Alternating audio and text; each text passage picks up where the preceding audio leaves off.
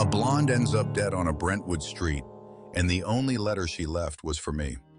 Philip Marlowe walks into a case loaded with murder, blackmail, and a lady in black who plays both sides of the barrel. Who killed Vera Hamlin, and why was a fake witness planted to frame the wrong man?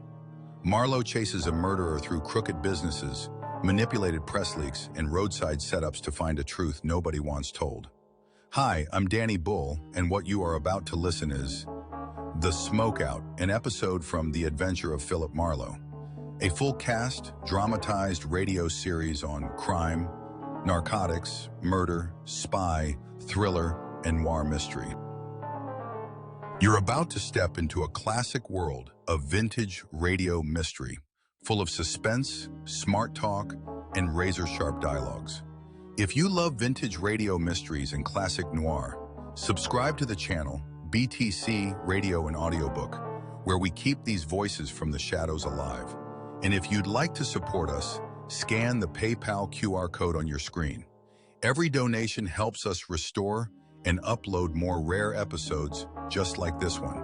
Now light a cigarette, sit back on sofa, take a breath of relax, and let's get started.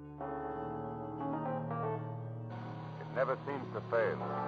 A sleepless night that leaves you with raw nerves and sandpaper eyelids is always followed by a day that never ends.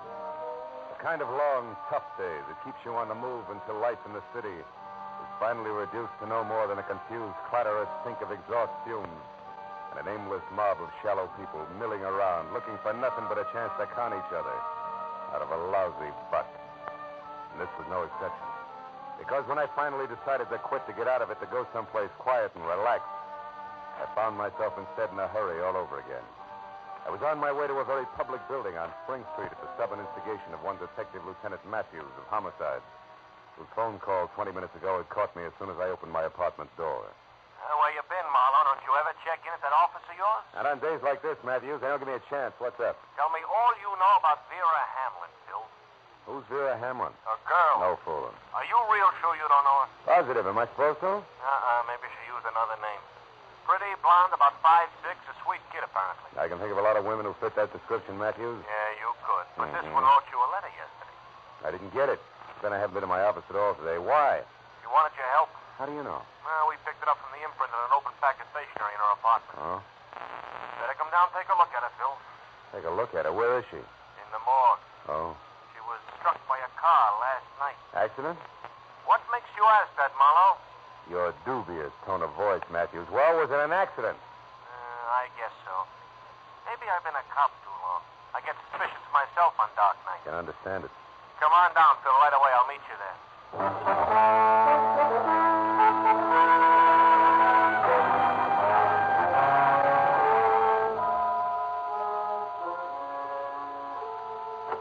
You better hold it a while.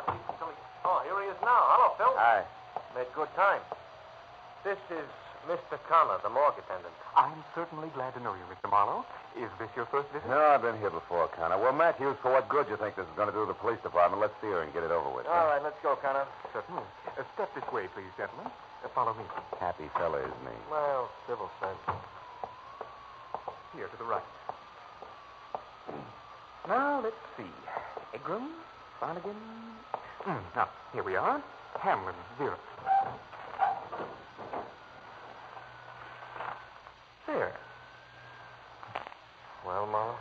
You know her, Marlowe? No. Okay, that's all. All right, Lieutenant Matthews. Come on, Phil. Let's get out of here. Yeah. Now, look, Matthews, I told you on the phone I didn't know. What'd you get me down here for? Because there are some angles on this death I don't like to look at. That letter to you was one of them. Got the letter? No, I read the whole thing in from the lab and that imprint they worked on. She was worried. She wanted you to investigate something for her. You were supposed to call her today. Know anything about her? Yeah, she came to L.A. about 6 months ago from Omaha. Mm-hmm. She worked for a guy named Brasso, a produce wholesaler, 77 Market Street. Lately, she was seeing a lot of him after office hours. What's wrong with that? Nothing. But she was killed in front of Brasso's house at 2 a.m. and she was getting out of her car, and Brasso wasn't home at the time. Oh? He has a fair alibi. Puts him out on Highway 101 north of Santa Monica when it happened. Excuse me, gentlemen. I'd better get the phone. Yeah, do that. What about the motives, Matthew? No motives. Well, then why are you so upset? Why was she so upset? What did she want you for? That's not enough for you to If I go had on. that one answered, I'd know where to go from there. I know, but you're pinning a murder rap on somebody. What do you mean murder rap? I'm not up to that. It's for you, Lieutenant. All right, thank you. Excuse me a minute, Bill. Hello, this is Matthew. Yeah. A witness. Says it was murder. Phil, get a load of this. What? Yeah, give me that again. Yeah, a woman. Saw it happen, huh? Great. Who was it? The lady in black. Where'd you get that? It sounds corny. Where did you get that? It sounds... What? You mean there's a story about it out now in the L.A. Journal? Yeah, I'll be back there in 5 minutes. And listen, get a hold of the reporter who wrote that story and hang on to him. I want to talk to that wise punk. How do you like that? How do you like it? Yeah, Vera Hamlin murdered with an eyewitness to prove it. Only the police department is the last outfit in town to know. Come on, Phil. Where to this time? To buy a newspaper, find out what's going on.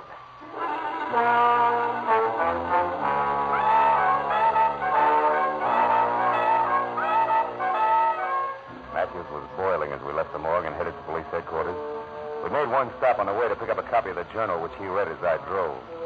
The kind of smoky, well-illustrated sensationalism that clouds issues, doubles police work, and sells papers. Revealed exclusively to the Journal tonight that she was an eyewitness when a mad killer purposely swerved his speeding car into curvaceous blonde beauty Vera Hamlin outside her lover's Brentwood home late last night. If that's journalism, I'll eat my bag. Keep reading. You're a cop, not a critic. Yeah, but I got taste.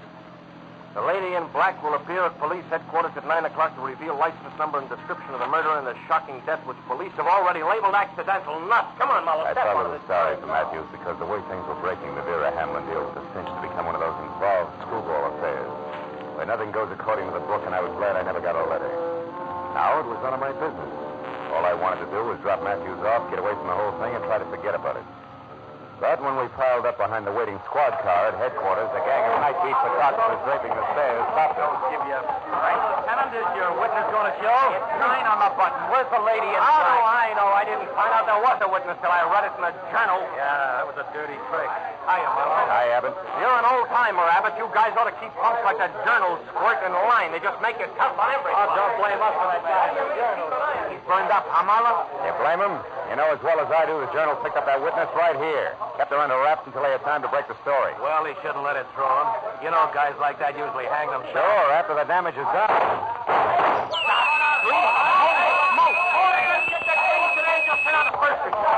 Now, I've had enough today, Matthews. Besides, nobody in City Hall signs my check. Good night.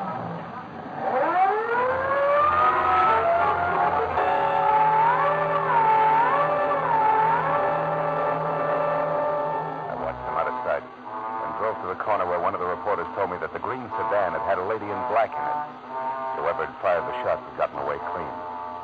So, with that to think about, I drove back to Hollywood and tried a double scotch in a quiet bar. Yeah, it didn't work. Half hour later, I ended up in my office with Vera Hamlin's letter open on my desk. Enclosed were 5 $10 bills and a souvenir postcard from a place called Moon's Point on Highway 101. Penciled across the back with a word, I think this place means trouble to Dave Brasso. I don't know why, Vera. Maybe it was the memory of the girl's face in the morgue. Or maybe it was a stack of wrinkled tens on my desk that made me do it. But whatever it was, I went to my car, drove out past Santa Monica, and it took me an hour to get to Moon's Point on Highway 101. An isolated huddle of grimy filling station, rickety six-cabin auto court, and weather-beaten lunch counter and bar, squatting beside the highway. I pulled up at the parking lot and went into the bar where the source of the quaint name Moon's Point met me. Moon himself. He was round, pale, and soft as a lump of green cheese. What can I do for you, mister? Dave around?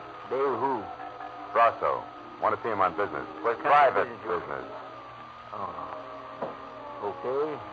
Sure, Brasso's here. Out in cabin number 4 there with Mr. Stipple. No? You can got that back there, Doris, there if you want her. But I don't think they'll have much time for you, fella.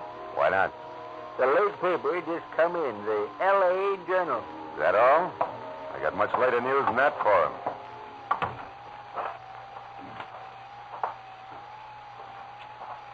Hey, you. Who's there? Pull it down, will you? My name's Baggett. Agent sign asking for Dave Brasso. Well, I think you're a cop, and I might be able to do you a little favor. What do you got in mind, Baggy? Well, since there don't seem to be much love lost between you and Brasso, I'll tell you. I believe in an eye for an eye and a tooth for a tooth, see? I used to be a driver for Dave Brasso, only yesterday I got canned. Thrown out. Put off my truck and fired for no reason at all. So? Oh, so I've been sticking close to him, just waiting for a chance to pay him back. And I've been finding out things you might like to know. Give me a for instance. Well, for instance, he had a fight. A knockdown, drag-out argument with that Vera Hamlin girl last night, just an hour or so before she was run over. She claimed he was seeing another woman. What's that prove, Baggy? She was found dead in front of his house, Bud. You added up. And that's not all either. I know why he's hanging around out here. Also, why it ain't going to do him one bit of good. I got plenty to tell him. Wait a minute. Hold it. Okay. Yeah. That's Monty Stipple who opened the door to number 4 here. I got to get out of here. But I got plenty to tell, Bud, so when you're finished in there, come on over behind the grease rack at the filling station. I'll be waiting for I you. don't know how you feel, Dave. You're on edge. You got reason to be, but running back into town won't help you any. So they got a witness. She's already told it. Wait a minute. There's somebody outside here. Yeah, that's right. I want to see Dave Brasso. And Mr. Brasso is pretty busy right now, mister. Not too busy to see me. Oh, you cop? No. And you must be a crummy reporter, so scram. You look Mr. Brasso up at his place of business some other time. You mean after he skipped town to keep the witness from putting a finger on him? Why, you Hold it, snooping... Monty. Wait. Who are you? What's your dice, soldier? Name's Marlowe, private detective. I'm here because Vera Hamlin wrote me a letter yesterday. Vera? Monty, get lost for a couple of minutes, will you? I want to talk to this guy. Don't you Go think you on, better go let me- on, beat it. Well, okay. All right, soldier. Come on in. You wanted to see me? Now take a good look. Well? Okay, so you're big, Brasso. Husky enough to run over somebody and kill him. Without even getting into a car. I'll let that one go by, soldier. Where's the letter? Locked up in my office. What'd she say in it? She wanted something to look into and said this was a good place to start. Jealous little fool. Is that what the fight was about last night? Right. You do find things out, don't you, soldier? That's my business. Well, maybe you know who this lady in black here in the paper is and what she's going to tell. Maybe. Might even know who was jumping up to try to kill her tonight and shut her up. Who is that? You mean somebody... Come on, Brasso. Let's stick closer to the truth. You're a lousy actor. For instance, Vera wanted me to come to this dump because you and Stipple are holed up here. Why? That doesn't concern you. It's business. Sure, and when a girl accidentally gets in the way of business, she's run over by it. Is that the way you work? You keep harping on the same thing, soldier, and I don't like it. I was in love with Vera Hamlin. Maybe you're trying to use that to nail me in a frame. Maybe you're a sneak for that stinking louse Weber. Maybe you didn't get any letter from Vera at all, so get out of here and think up a new one. Your theories are getting way ahead of you, Buster. Who's Weber? Jerk. I said get out. Now take that back for an answer, soldier, and you can get more of the same anytime you want it at 77 Market Street.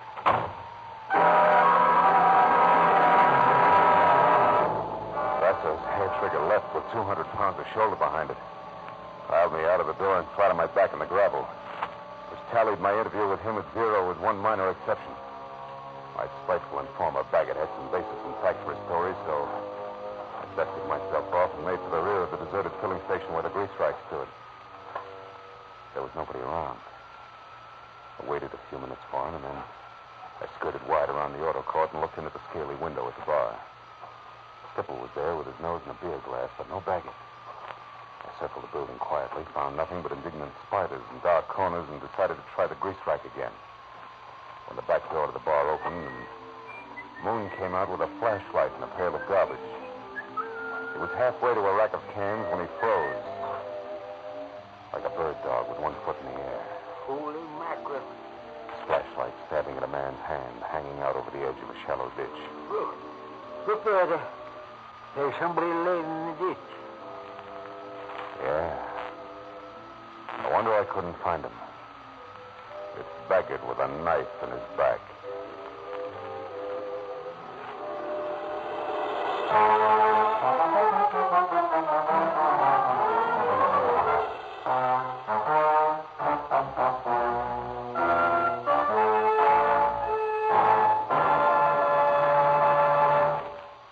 Now, with our star, Gerald Mohr, we continue with the second act of Philip Marlowe and tonight's story, The Smokeout.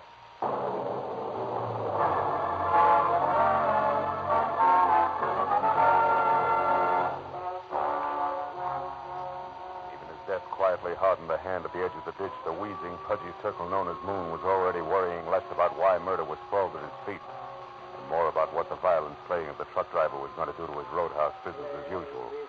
Didn't make for wholesome listening. Dave Brasso, that Monday stipple, all of them. They can take their trade and their trouble somewhere else. I got to make a buck like the next guy, but I sure ain't going to do it this way. Why, overnight a joint... Hey, wait a minute, Moon. What troubles are you talking about? Brasso and Stipple, I mean. What is it? Come on, speak up. It may be important. To who? To me and the law. To Baggett here. Maybe a girl who died a little ahead of her time. A girl who what? Hey, mister, you're talking in circles. Yeah, sure I am. And we don't have time for that, do we, Moon? Here, let go. Are you going to talk? What's that? Well? Okay, I'll tell you. It ain't no international secret. Now, get your hands off of me. All right, we'll make it fast. The setup, what is it, Moon? Too much competition. Another produce outfit run by a guy named Mike. He's been picking Brasso's trucks off along US 101 every other night. Sometimes it's a well-planned accident, and sometimes just sloppy hijacking, but all earth is trouble. Trouble Brasso can't prove, is that it? Yeah. That's the reason for Monday Stipples and the meetings out here. Stipples supposed to get the proof for Hey, wait a minute. Brasso. There's a guy going for the car next to mine. Oh, that's Brasso, Marlowe. And like I said, I've had enough. For my dough, it's time to call the cops. Good luck, sucker. Dave Brasso was out in front by no more than 30 seconds, so as I ran toward my car and the wall of dust his tires had kicked up, I figured I had an even chance of catching up with him before he got back to Santa Monica and into heavy traffic. But I figured differently when I had one hand on the door of my car. I had to. Company said so. I'm holding a gun. Please don't move. She was standing someplace behind me, and when I did as told, she moved around in a wide, careful arc until we faced each other across a chunk of dark night. It revealed only two things. One, she was holding a gun, and two, there was no mistaking her. This was a lady in black. Those car keys there in your hand. Throw them here, please. Now, wait a minute. I'm sure we can talk... Please, let me have them. Okay. Now what? Now, whoever you are, you can look for these when I'm Hey, gone. listen. I don't want to be interfered with. Now, wait a minute. Oh, I get it. You're afraid something will jar the sale price you've set for Brasso, huh? Yep. What are you talking about? That ever-sneaking routine known as blackmail. Or to be very specific, a mystery witness, you, the lady in black, who almost gets to the police to tag a killer. Almost so she could scare said killer into a generous frame of mind when next they meet. In other words, baby, it was all an act of pressure play on Dave Brasso. Now it's time to collect. Do I go on? No, you don't. You just do as I say. You just turn around and walk. And think a little. Think about the pistol shots that you neglected to mention, which somebody took at me while I almost went to the police. Or did I do that myself? Also for the sake of Mr. Brasso's frame of mind. It's possible. I don't think so. Now go and start walking. You don't make much sense standing here. As I moved away from her, she backed off quickly toward a car that was nuzzling a high hedge near the far side of the roadhouse. So I knew that any move I intended to make had to be done right then and there. But she must have known just as much because that was when the gun she held got mad enough to start spitting my way. I dove for the gravel at my feet, then practically burrowed my way across a dozen uncomfortable yards of chopped rock to the shoulder of a line of trash cans, all of which left me scarred, safe, and in time to do nothing more effective than swear. I had a pair of teasing tail lights on a green sedan that were already winking out of sight. Didn't help much.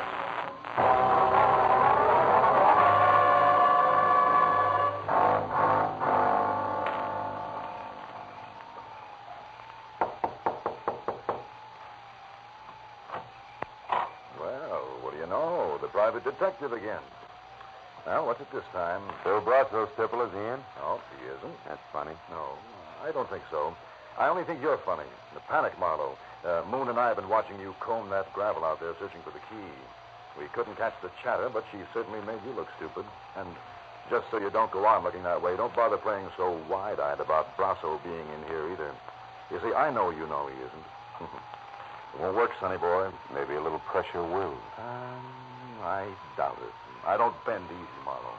Also, I don't happen to know where Brasso went.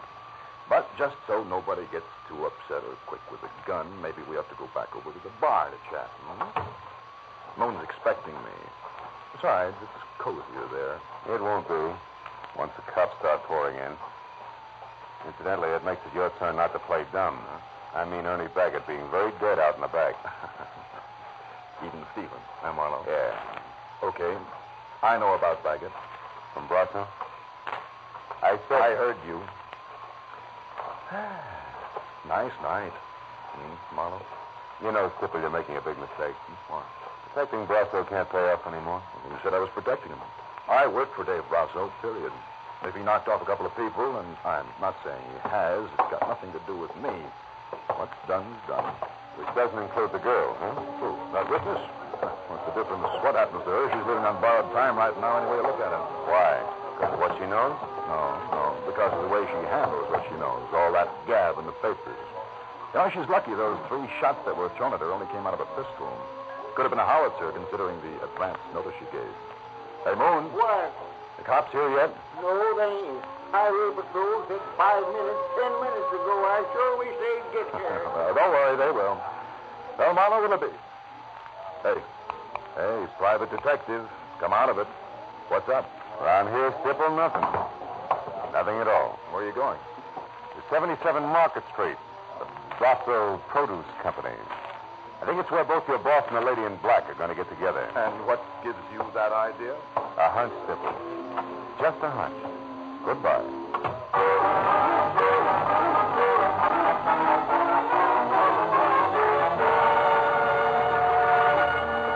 Produce Company was a half a block of corrugated metal warehouse crouched behind a wide loading ramp, which at 2 a.m. bustled with enough noisy, fresh vegetable business to turn night into day.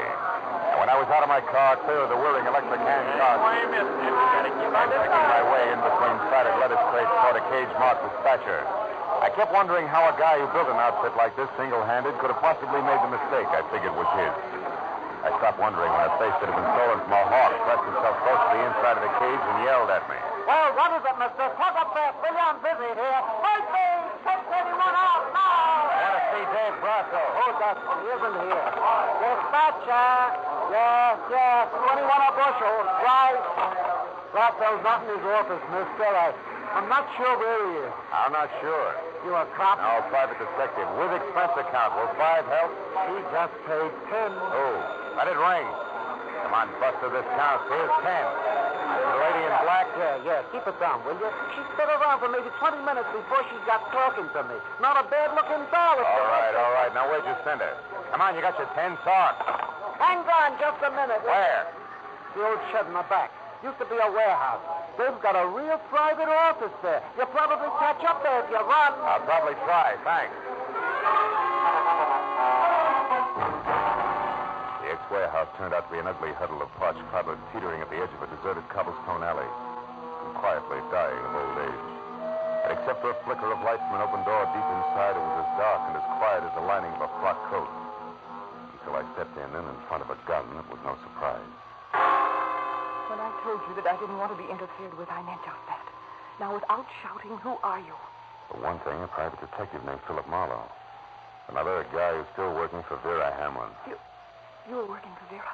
That's right, but not swinging in the dark. Which means what? That you never saw Vera Hamlin killed in the first place. And that all this lady in black razzle-dazzle is strictly a smokeout. Vera was my sister, Marlowe.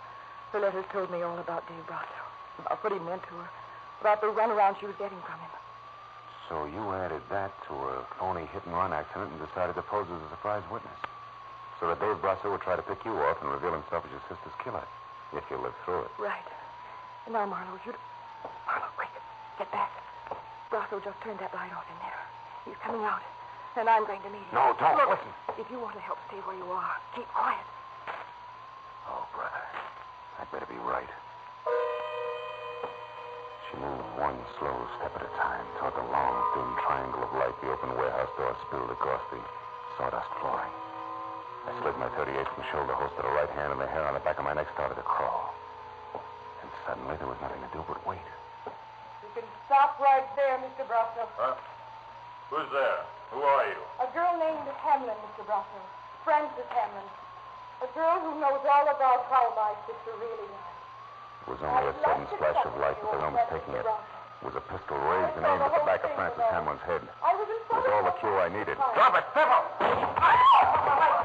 Don't shoot again! Don't shoot again! Marlowe, quickly, Brasso's get out. Yeah, but he's harmless, honey. He and Stipple aren't on the same team as far as your sister's concerned.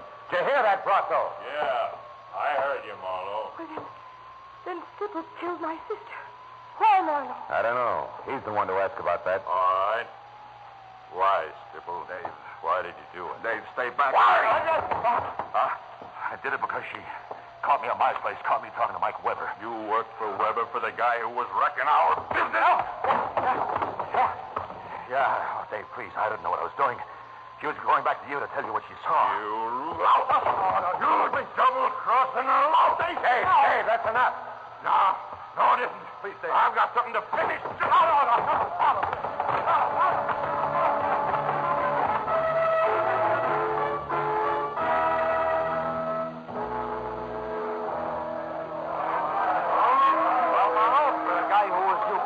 Even on the city payroll? You did all right tonight. Hey, but tell me... Doc Matthews. Hey, Lieutenant, how about the story? We're pushing our deadline on a bulldog edition. Yeah, we work for daily papers, Matthews. You've been holed up in that warehouse with Marlowe and that heavy for a half hour now. What gives? Hey, how bad is Stipple's wound? Look, the wound is nothing. It's a scratch, although I wouldn't say he ain't hurt. But the story, you'll have to wait until I'm down at headquarters. I haven't got it all myself. Oh, Lieutenant, you're kidding. Sure, I got lots of time for it. Listen, Abbott. Monty Stipple killed both Vera Hamlin and Ernie Baggett. He killed the lady because she found that he was crooked, and he killed Baggett because he was afraid Baggett knew too much. And now, so long. Oh, but Lieutenant, tonight I got something less than love for the gentleman of the press. Hey, Phil, come on. Miss Hamlin's over there. All right. Look, Marlowe, before it's impossible for me to stay away from those dear boys any longer, tell me, where did you run across the switch? I mean, what tagged Monty Stipple for? Mistake he made, Lieutenant. Calling the shots when he was blindfolded. Or in other words, what? Matthews, I'm tired. Tomorrow, huh? No. We can talk then. Come on, Marlowe, friend. please. Okay. Well, it's something like this. Back at Moon's Point, Stipple told me how lucky the lady in black was. Only 3 shots were thrown at him. And he had no way of knowing how many shots had been thrown, huh? Attaboy. Unless, of course, he threw them himself. Sure. Francis had a smokeout plan, which was an inspiration to me because knowing Stipple was a liar and proving it were 2 different things. So you led him to the warehouse, and while Miss Hamlin here gunned for Brussels, Stipple gunned for her. You're so right, and good night, Lieutenant Matthews. No, listen, Marlowe, Good night, Lieutenant. Okay. Good night, Phil. Good night, Miss Hamlin. Good night, Lieutenant. Thanks, Marlowe. And what? More questions? Uh-huh. But not under vital statistics. Oh. Marlowe, one way or another, my crazy plan has worked, right? I guess so. Well, then tell me. Now that Stipple's caught and, well, it's all over, am I supposed to feel good? I don't know, baby. Maybe that's what's so screwy about revenge. It's got all the permanence of a smoke ring, even when you're positive it's justified. Cigarette?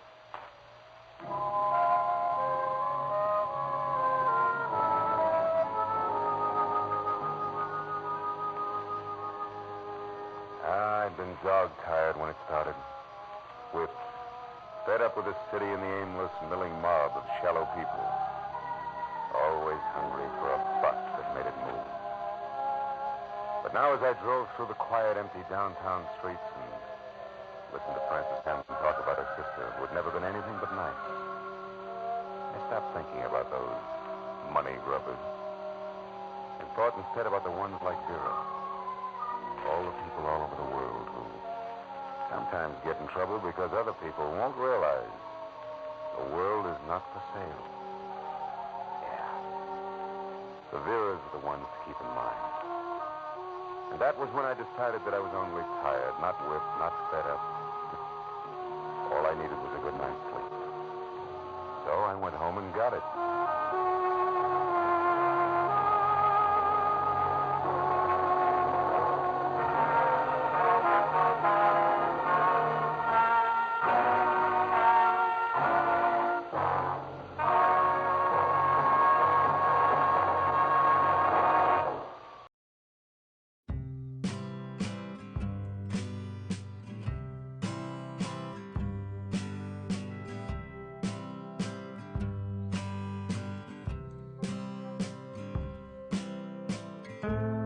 Throughout the week, BTC Radio and Audiobook channel brings you the best adventure mystery dramas on the air. So hear action-packed, fast-moving plots to hold your interest right up to the smashing climax on such thrilling programs as Big Town, Mr. District Attorney, The Big Story, and Dragnet, every week on most of this BTC Radio and Audiobook channel. On Dragnet, you'll hear the documented cases from the Los Angeles police files. The Big Story brings you 2 tales from the front pages of America's newspapers. Mr. District Attorney, the champion of the people, takes you through an exciting episode in the conviction of a criminal. We have series of Philip Marlowe, Pat Novick, Boston Blackie, Nick Carter, and many more. So stay tuned. Do not forget to subscribe to our channel and press the like button.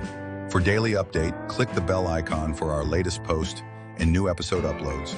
Please not forget to share with your friends and family. And if you'd like to support us, scan the PayPal QR code on your screen. Every donation helps us restore and upload more rare episodes just like this one.